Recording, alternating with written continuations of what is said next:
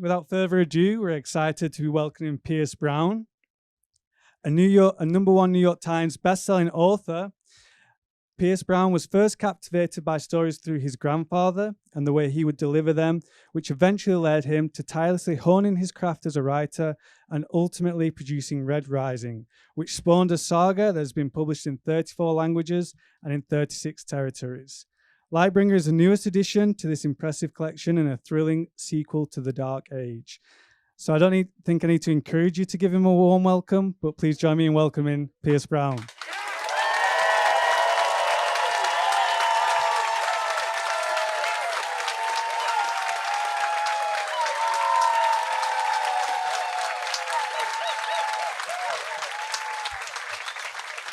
They told me there's air conditioning. Is this working? All right. Is this working? All right. I don't know. They told me it was air conditioning, but there's so many bodies in here. Like, I thought this place was filled to capacity last time I was here. So thank you guys for coming out. This is crazy. No, seriously. So I've got this thing I've been doing at the beginning of every one of these. And it started with New York, and I pitted New York and Boston in a rivalry. And I said, New York did a great job at what I'm about to ask you to do. Boston took it personally, did a great job. And then we went to Atlanta, and I was in a church, and shit escalated. So what I'm going to ask you to do is, I'm going to ask you to howl. But here's the thing. I know there's something inside you that thinks it's dorky. It's okay. This guy's wearing a wolf pelt. And I'm pretty sure he can kick all our asses, so if it's dorky, you see someone holding back, you find him, all right? All right, so on a count of 3, actually, never mind. On a count of 3, I want you guys to give a crazy-ass howl, because these books mean a lot to me, and I thought no one would read them. And I couldn't have been happier to be wrong. So please, on 1, 2, 3.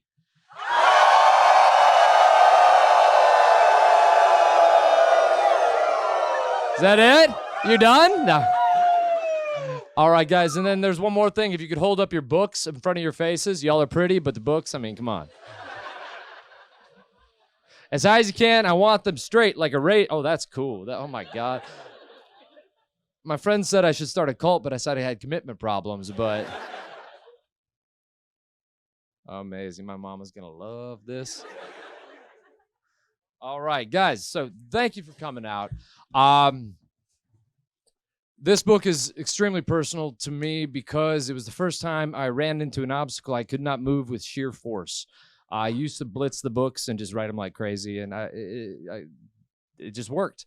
And then COVID happened. I thought, goody, great. I get to spend more time alone. And then I got like crazy depressed, couldn't write. Then I wrote 400 pages, just forced it out, and it sucked. And so I threw it away. And then restarted the book. And Darrow's journey in this book is really personal because he had to figure out how to go forward by taking a step back.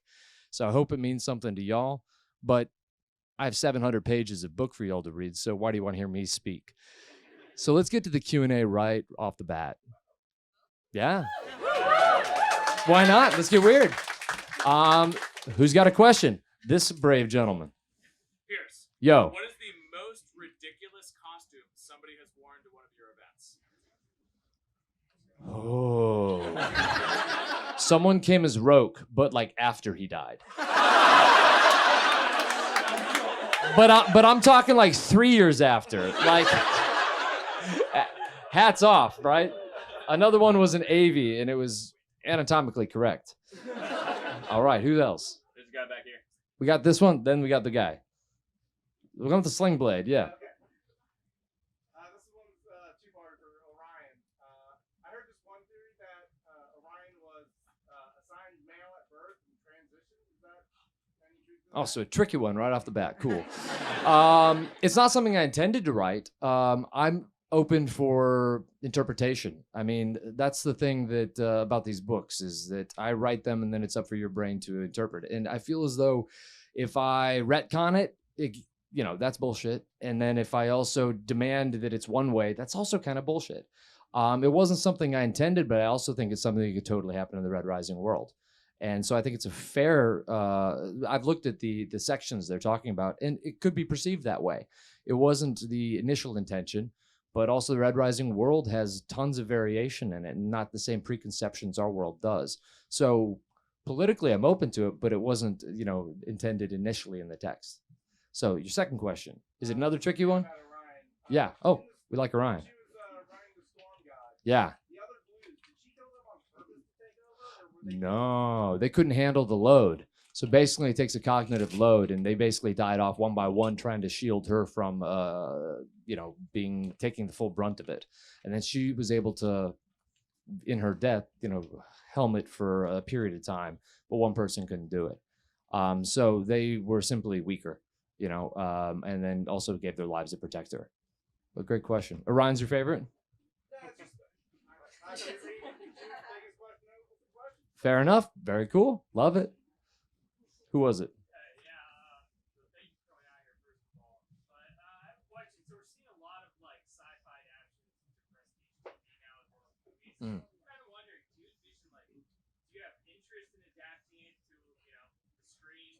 If so, do you see it more as a movie or kind of longer prestige TV series? Yeah, so I initially had it with Universal in 2014 as a movie, and learned through that process all the reasons it shouldn't be a movie. It's I think it's a prestige TV drama. I think that, we're on the cusp of getting great news for y'all. The problem is I'm asked this and I have golden handcuffs on. I can't say anything. Or golden muzzle's probably more accurate, but that's kind of kinky, so we'll go with it.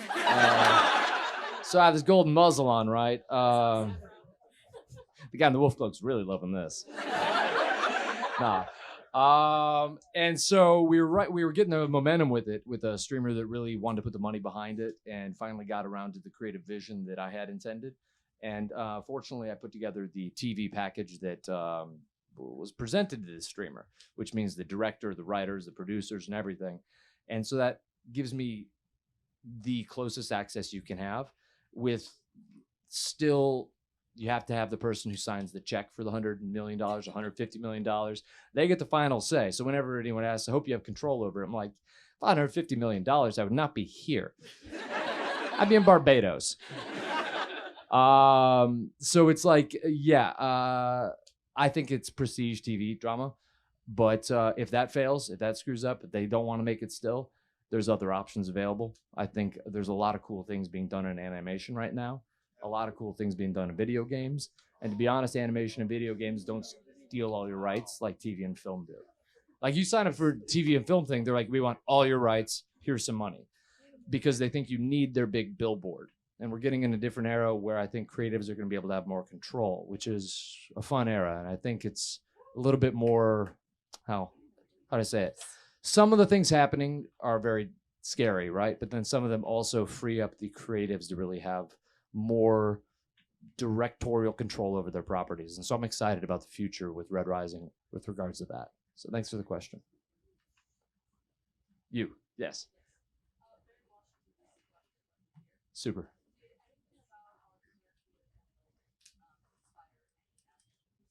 I am glad you asked. Absolutely not. No, it's not my job. I fundamentally do not think it is my job as a fiction writer to comment on our current time. I know some that do. That's fine. That's their jam.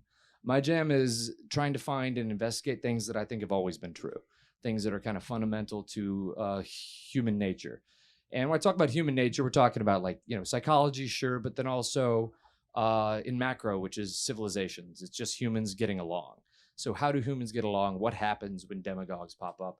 I wrote the Day of Red Doves, and then the Capitol riots happened.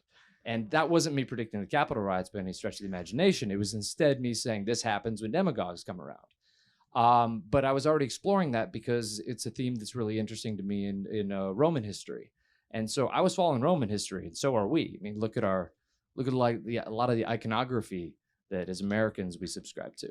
And so I just see a lot of parallels in history. So I think it's more interesting to find the things that have always been true, and say, science fiction is basically like, this is human nature.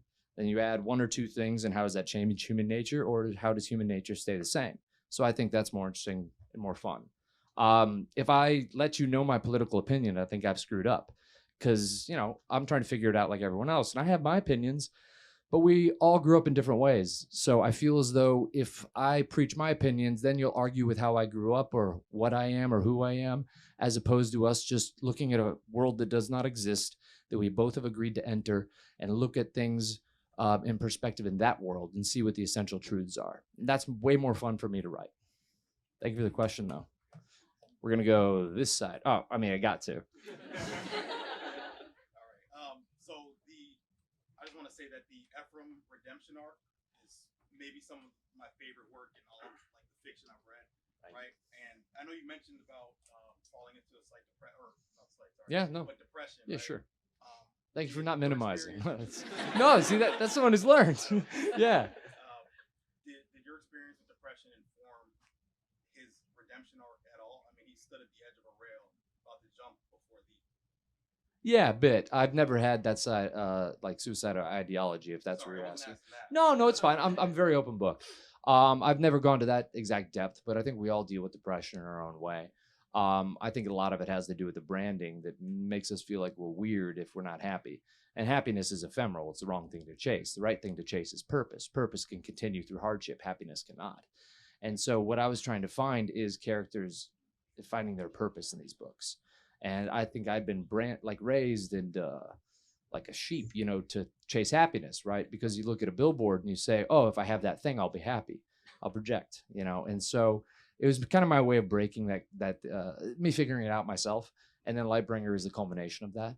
But yeah, the Ephraim arc, man, that was like one of the things I wrote without much editing. That was like straight through. I figured out that so fast because it was just such a natural character to write. And he felt so fun to write. And he was just, oh, I miss him on the page. I really do. I really do.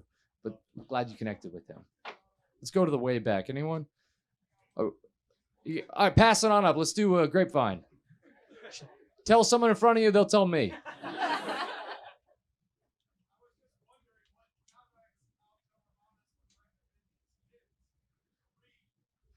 Great question. I was just wondering what Cavex Autelemanus would tell his kids to read. I think he would have them read, in this order, starting at age 4, Man's Search for Meaning, War and Peace, and then See Spot Run.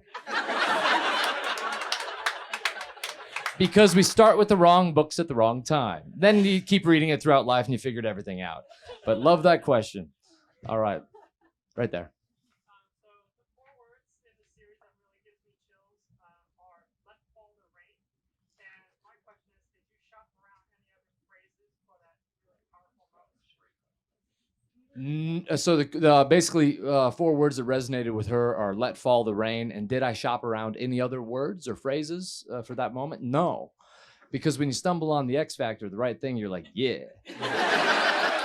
I think like I might have a lot of flaws as an author that I'm working on, but I think one thing I do is string a couple words together right and be able to recognize when it is, you know. And "Let Fall the Rain," I saw that and I was like, whoo-hoo, you know, because it's so declarative and cool, you know. Yeah, follow up. Could you take us through your writing process in Dark Age between Lysander meeting Darrow at the Storm God and then Darrow just rushing off like positions? Yeah. I was having fun along with y'all. Like the whole thing is when you write characters that have not met each other or read characters not met each other, and especially in multiple POV books. Like in Iron Gold, I learned how to use multiple POVs, and I started realizing not every character needs the same amount of time and doesn't need to be interspersed equally between the parts. So, you know, you don't have to be egalitarian in who you give attention to. And so for Dark Age, that was kind of my protest against the behavior I did in Iron Gold. And I'm like, all right, I'm just going to show you the meat. And so I wanted to do this bop, bop, bop, bop, bop, bop, bop, bop, bop, bop, bop, bop, bop, it hitting. And then Darrow just being like, Tuesday. And so that was the plan. And I like, you know, when I first saw people afterwards, and that was their favorite quote from that section of the book, I was like, me too. But really it is, I really enjoy pacing in books and I mean, like my favorite things to read just for me is like different versions of the Iliad or the Odyssey, because I like seeing how different translators translate the text while retaining the iambic hexameter, and so it's a very musical book.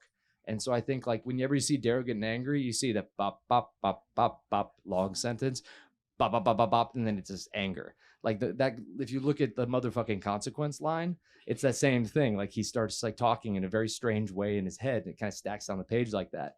And it might be silly, but I love it. And so it's kind of my way of, I don't know, channeling the love I have for the Iliad and the Odyssey into that. Yeah, great question.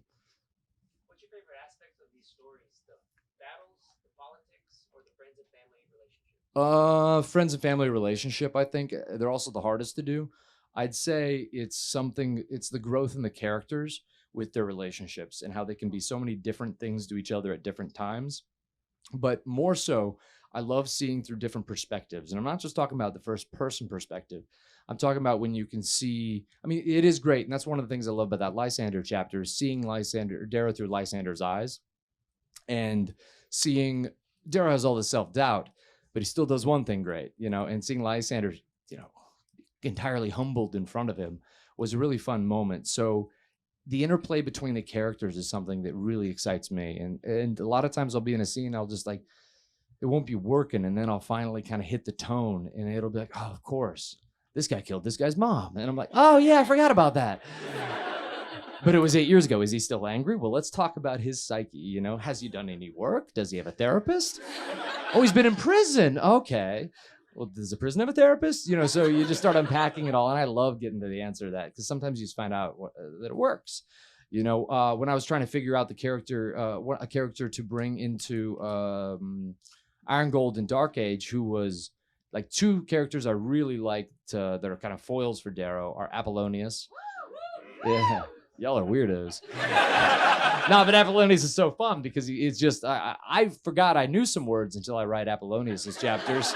And I'm in that highfalutin language and I'm like, this is fun, And so my editor even has to rein me back, And, but I found Apollonius, like seeing Darrow perceive Apollonius is so funny to me, because no one else gets Apollonius, and Darrow's just like, you don't know how to humor him. I do. And it's just great. And then seeing Lysander knowing how to humor him even better is really fun. And yeah, so anyway, the characters are the most important part for me. We're going to go to the back right there. Young lady against the pole. Not you, sir. Wait your turn. You're next, though. You're next, buddy. In the first era, we see Darrow and Sevro kind of be in lockstep with one another. And in the second era, we see them both grapple with the question of whether or not a general first or a father and a husband first. And we see them kind of go in different directions. So I'm wondering, what was the inspiration behind this new tension in their relationship? Great questions. DC. I'd say there would. Sorry, repeat it. She said it so elegantly, I'm gonna butcher it. But basically, in the new series, in the first series, Darrow and Sevro are very much in lockstep. In the second series, they are both struggling with the same question, which is, am I a father first or a general first? Is that accurate? Okay. So I wouldn't say there was any inspiration for that. It just seemed like the natural question, because both of them I structured to have dads who died for a cause. And I wanted it to affect them in different ways, and see through what they found on the other side of that. So they became terrorists, for lack of a better word, freedom fighters, took up their father's cause, whether they wanted to or not. Darrow reluctantly, Sevro reluctantly in many ways. But what I wanted them to do is both have something to lose. And so when they had something to lose, how would they behave? And I thought Sevro would cling very tightly and not want to lose. And I thought Darrow would go to martyrdom mode. And that's something that was, once I realized that fundamental impasse between them, that their conflict became very natural to write. So it wasn't inspired by anything. It was just simply seemed like the natural evolution of their friendship. When you look for commonalities and you look for how different personalities encounter or how different personalities react to them, basically. So, it's each thing's like a little math problem kind of, and you're like, how does this new variable spit something new out? So, great question. And then you, sir, yeah. So I think it's easy to say that Lysander is probably the most controversial character. how hard was it for you to like walk that line of someone who like has had everything but lost everything, is searching for meaning, and then also is supporting a racist society that is like bent on oppression and stuff like that? Not that hard, I don't think, because no, honestly, because very often racist societies or any tyrannical society is very good with branding and very good with brainwashing or conditioning and very good with assuming the moral high ground. I talked earlier about American iconography being linked to Roman iconography. Well, look at who else has been linked with Roman iconography. The Holy Roman Empire, the Nazis, Francisco Franco, the French, Napoleon. So imperial states. And so what I look at is people take on a cool symbol or a cool mythology in order to validate themselves as legitimate. And so Lysander is simply a product of that conditioning. And so it's not that hard to imagine that, I don't think, because we're all conditioned in our own way. Each of us based on our upbringings, or even in America. I mean, you've all probably read, it's DC, so everyone's read Sapiens and everyone's read Homo Deus, right? Well, you should. They're great.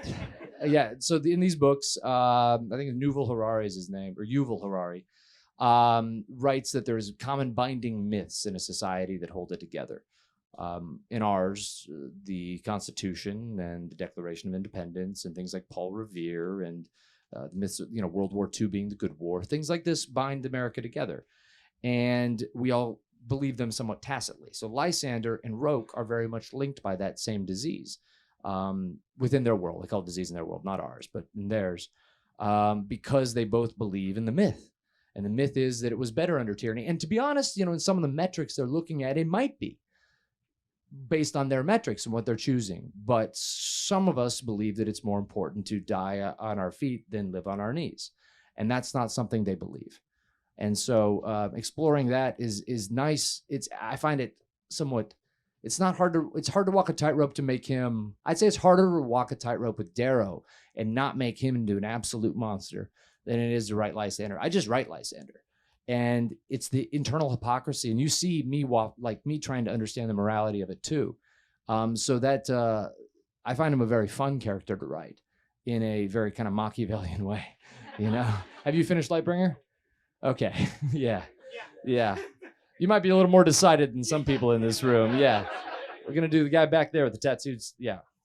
So kind of building off the answer you just gave, you do such a good job of differentiating like the myth versus the person, Reaper versus Darrow. So on my last reread, Persephone and Io was this figure for the rising. But when I last reread it, having read Dark Age, I was like, oh, I kind of feel like Io lines up more with like Red Hand, Harmony, like Red Anger versus Rising. Mm-hmm. So I was kind of just thinking, like, if she had not been hanged, do you see her falling in line with Darrow or going more her own way with Red Hand and Harmony? I've never been asked that question. I love that question, particularly the way you set it up. I don't know, and that's the whole point. And that's what I think the tragedy of Io is because I got the idea of Io sacrificing herself from Antigone. And in Antigone, a 2,500-year-old play, a girl has two brothers on either side of a civil war. One of the brother on the losing side, both die, but the brother on the losing side isn't allowed to be buried by the winning side, the tyrant Creon of Thebes. And she's told not to bury her brother. If she doesn't bury her brother, it violates, funeral rites, and he doesn't go to the afterlife. So, and he's stuck in limbo, I think. So she chooses to bury him, even though she's engaged to the tyrant's son in that, and she chooses to bury him and die. But if you really look at the play, it's very like kind of a romantic setup. But if you look at the play, she's snarky, she's prideful, she's arrogant. And that's what I wanted to channel with Io. I wanted her to be arrogant and also think that at 16, this is the best use of her life. And I wanted it to be something that is criticized by different people throughout. You look at Diana, Darrow's mom, says she didn't like Io. Other people comment on Io along the way. Darrow at different times, based on the revelations he learns about certain things about her death, changes his opinion. And I think his opinion is different about her in each book. So what I think Darrow at this point would say is she robbed herself to be for the chance of being more. But by robbing herself of a chance of being more, she also gave so much more to everyone else. So it really is a catch-22 in many ways, or a double-edged sword probably is a better allegory. But I think that if she continued when she was 16, she would have been Red Hand, sure. But I don't think that she would have if she continued past 16 for very long. I think there was an innate goodness in Io. I think that the anger and the pride came out of a place of desperation. So Harmony had choices. She saw things, but she could never get over the fact that Ares was a gold. I think Io could have. So I think that in the end, she wouldn't have been Red Hand. But great question. We're gonna go right there, and then we're gonna go to this corner. Yes. So apart from Darrow, we've talked a little about characters that you enjoy writing. Who do you have the most difficulty writing, and what is it about their story or their involvement in the larger plot that kind of keeps you pushing through that? So who's the most difficult character to write? And what is it about their story that helps push me through the larger plot? Yeah, Virginia is the hardest because she's supposed to be the smartest person in the solar system, which by the metrics in this is way smarter than me. So, but how can I write it in a way that's palatable? Because she also wouldn't be like purple in her writing. And if you look at her chapters, they're the least purple. Like she's not very purple, meaning like flagrantly like. I was just doing it while doing it. Flagrantly florid. That's purple writing. And so she's really tough because in order to make her chapters interesting, she has to be, they have to have filled with tension. Yet at the same time, like if we were being really realistic, she would be in a bunker 40 miles beneath the surface of Mars, dictating affairs and would never be in danger, ideally, right? So how can she be put in situations which are tense or interesting that provide action or interaction with the villains or with her own friends without being stupid, without making consistent mistakes, or because then I'm just saying she's smart and then showing she's dumb, and I'm dumb, she's smart. So it takes me a lot of times rewriting her to get her in the right place. But at the same time, I also want when she does make mistakes, it may be because of her natural gifts. So she might trust someone too much. And they make the mistake. I mean, she's operating with millions of people under her, but it's really trying to find a position for her to be not perfect or imperfect, right? And a lot of that is done in rewrites and in second drafts. So with Virginia, I usually write a stupid draft, or actually, I literally title it when I said it to my editors, the dumb draft, and then. Oh God, I'm so silly. Yeah, no, because then we have the smart draft, then we have the smart draft. And hopefully the smart draft seems smart. Because Virginia is also, while she's really tough, she's this source of Minerva-style energy, this real warmth and this real home for a lot of the characters, and not just Darrow. And there's this particular scene she has with a howler in this one that really moved me a lot. And just recognizing she can see what others need, and she'll actually give it to them if it helps them and it's within her moral code. And that's something that really warms me to her, because no other character in this series really does that except for maybe Lyria. Yeah. So in the back there, peeking through.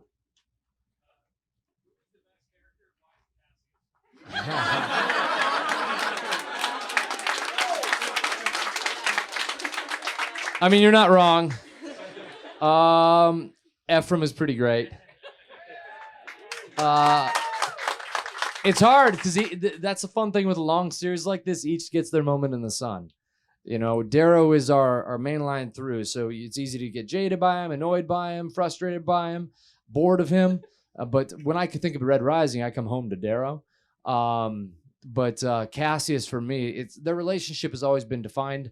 I wish I could have some really great allusion to some very smart book, but it's really The Fox and the Hound. I loved that cartoon growing up, and there's this moment when the hound or the fox is hiding in the bushes, and the hound is with his new buddies who are all kind of jocks, like the jock hound, like I'm Scout, I'm Chad Hound, and they're all sniffing around, and then the hound sees he smells the fox first. And then they just kind of stare at each other, and you just see that sadness in the fox's expression and the fear. And it's that's what I thought about with Darrow and Cassius. and it really like moved me a lot. So I love Cassius, man, like I do. But Victor's also a lot of fun, but that wayward chin. Best Victra, yeah, she's dope. She's like the only character I'm actually attracted to in a weird way. Is that vain? I don't know. All right. So right there, yeah. We'll do both, y'all. All right, so between Pax and Daxo and Ragnar, this is a two-parter. What do you have against big, lovable teddy bears? Who hurt you? Man, it's not my fault. It's a math thing. They're really big, They take up more space. If they're lean and agile, like Smurfs, they'd be fine. Mm. Mm-hmm. Is there, and so I'm now very serious. Was there something about those three for you that led you to make that decision? I think you talked about randomly pulling the name out of that. Yeah. So I randomly pulled the name out of the hat for Pax. For Ragnar, that made sense because I think with him, Darrow was too safe. I think that he really leaned on him as a crutch and a shield.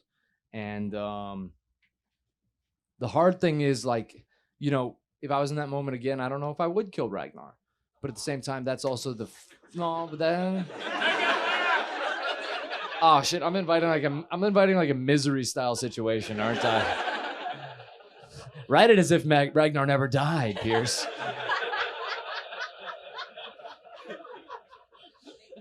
If y'all don't hear from me in social media for a while, you'll know what's happened. A bit of it's just a lot of it's in the moment. A lot of it is stripping down, like, in every epic fantasy, or not every, I'm sorry, every hero's journey, the Obi-Wan Kenobi figure, the mentor figure, always dies. I think that it's probably pushed by that same instinct of wanting to strip heroes down to their essential bones and remove the protection, the shields and things. And so it's probably that instinct, but also it's in the moment sometimes, and they're crimes of opportunity, for lack of a better expression. And honestly, I thought Ragnar would die. I did not think he would die at that part of the book. And then Aja was there. And I knew that he would try to fight Aja. And I'm like, I guess he dies now. Because you don't fight the river, and you don't fight Aja. So, yeah, it's not a plan. It's kind of just like, shit, I got to stop killing the big guys. Yeah. First question: are the horns this or this? Yeah. What was your inspiration for the characters of Adaptation and Cassius? And I say this having read Okay. No spoilers. Oh, that's the problem. You're always doing a tightrope. What were the inspirations for Minotaur and Atalantia? Atalantia, I don't really think I had one. She just made sense in the context of the Grimace family, and I just kept building on her. Aja was, I don't know. Sometimes you don't remember your inspiration, or you didn't have one to begin with.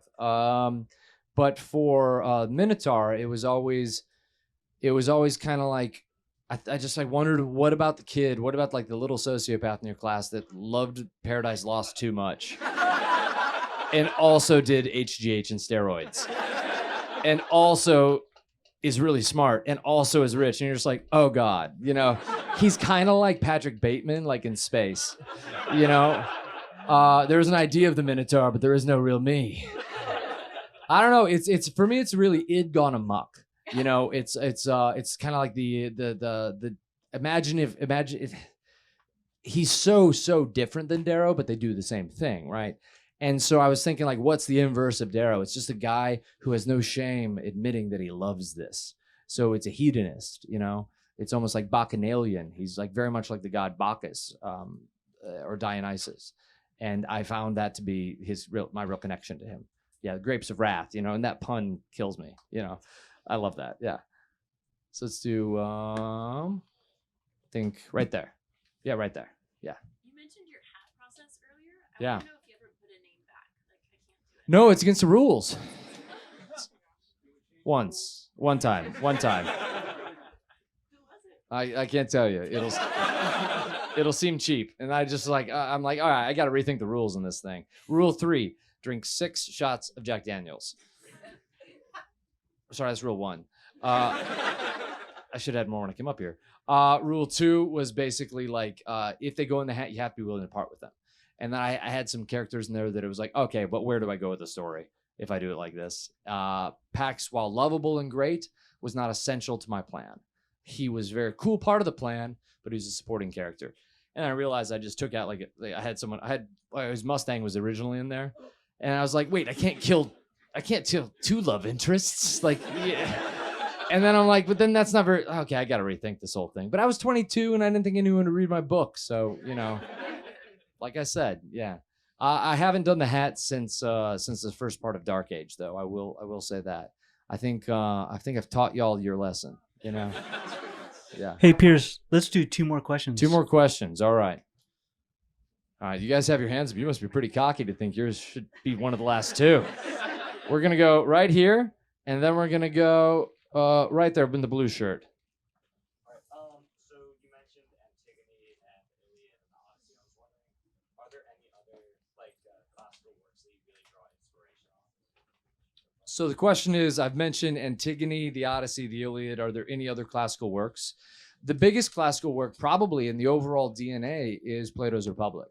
In Plato's Republic, it's a discussion on what is the ideal form of government for a city-state. And they go through a lot of them, and they end up with meritocracy. And then my general inclination was, okay, but everything looks great on paper. Communism looks great on paper, but it's never actually been seen in real life because humans just won't accept it or haven't yet. It just turns into an oligarchy. So I'm like, what if a meritocracy turned into an oligarchy? And so that's where the society came from. Then there's other ones like Electra, for sure. Oedipus Rex was big. These are mostly in the Western canon, simply because that's what I was obsessed. Do you disagree? Like what? That's mostly what I liked in the Western canon. But then I think of a lot of my other favorite stuff is they're not technically classics, but they're written in about 200 AD, I think. Plutarch's Lives is really influential, and he does. Plutarch was a Greek Roman who wrote Roman and Greek parallel lives and then compared them with this common theme. But he was kind of like writing the smutty, sexy stuff. Like he would have stuff actually about the personality. And he wasn't as far removed as we are now. So it was a really cool way of getting to see into the personal lives of the Greeks and Romans during very kind of interesting political period. And I like that political period because if you wanted to lead a country, you had to lead a charge. And I really think that we should still do that. All right.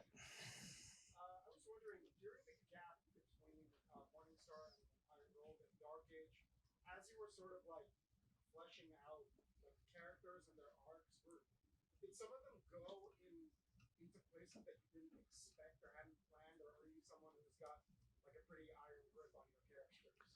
I let the characters do what they want to do.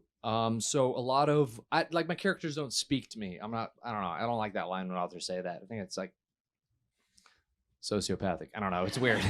My characters don't speak to me, but because one of the things I've had to do as an author is realize when I am not in front of the page, that's got to be time off, because I'm not going to come up with the answer when I'm away from the page. I like going to battle on the page and then letting my characters do their thing there. And what I find is when my characters don't necessarily speak to me, but they do deny me access. So if I get to a point that's insincere, and this is why I don't like long outlines, if I get to a point that I feel is insincere, I can't write it. It just won't work. And that's also why I'll have crazy writer's block. And that's why I had to throw out 400 pages of this. Because it just wouldn't work. And I'm not saying that's a great method. Trust me, it's not. But I'm what's called a pantser. A lot of my friends and other authors are plotters, and they'll do 200-page outlines, 100-page outlines, and I'll do a 5-page outline. I tried for this book doing a 35-page outline, and I got imprisoned by it. Because when you do that, you remove one piece from the Jenga tower, everything crumbles. Whereas instead, I like the vague notion. So what I'll do is have like a 5-page outline and then write down on one card, like on a card, what the character, and this is all the information I allow myself for each character, what they want, what stands in their way, and how are they changed when they get what they want or are denied it, and where do they end. And that's all I want to know about them. Everything else has to be fluid for me because I'll see opportunities. And I think that in the process of writing a book, I'll have far more epiphanies than I would in the much abridged process of writing an outline. And so what I want to do is, even though it's harder psychologically, like being a pantser, because you'll go down some rabbit holes and have to throw away stuff, plotting it out like really robs me of the fun, because I really don't want to be a writer. I want to be a reader. No, honestly, like I hate writing. It's hard. It sucks. My back hurts. I'm alone. I just want to have beers and have fun with you people, or like go on hikes and shit, you know? But, and writing's hard. Like, I would way rather experience it, because I'm a big fan of this world too. I mean, I said this metaphor a lot. When I was a kid, my favorite thing was building a fort in the woods, because no one else would for some weird reason. I would build a fort and then invite friends to go play with me, you know, in the fort. Not with me, with the fort. They would play with the fort. It wasn't until much later. No, and so we do like the Siege of Minas Tirith, or like Battle of Helm's Deep, or like, you know, just stuff like that. And the more friends that played along with me, the more fun it felt, the more real it felt. And that's why it's so awesome to see you guys all here, because this is the real fun of it. Is because like the more people believe, the more we believe together, the more real these characters actually feel. So thank you so much for coming. I'm hot as hell. I hope y'all are. And big shout out to Politics and Prose for having us, guys.